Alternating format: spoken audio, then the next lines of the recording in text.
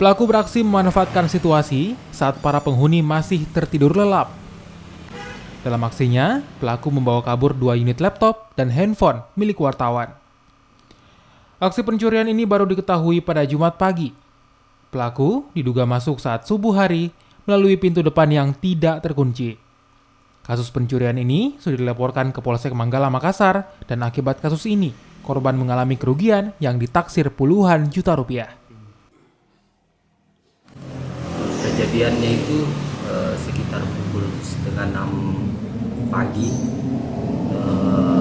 Yang hilang itu laptop 2, MacBook Pro sama Lenovo dengan handphone merek Vivo.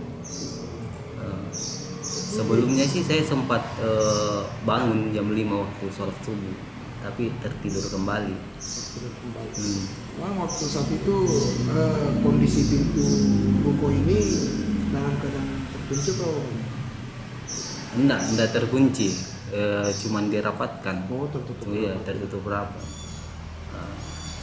Cuma laptop yang hilang itu di kamar paling ujung itu laptop di dalam kamar sama HP. Kemudian laptop yang satu itu di atas meja di ruang tengah dan handphone di samping saya waktu saya tidur. Berarti pelaku naik ke lantai 2 ya? Iya, dia naik ke lantai 2, masuk langsung naik ke lantai 2. Berarti kejadian ini sudah dilaporkan ke pihak berwajib?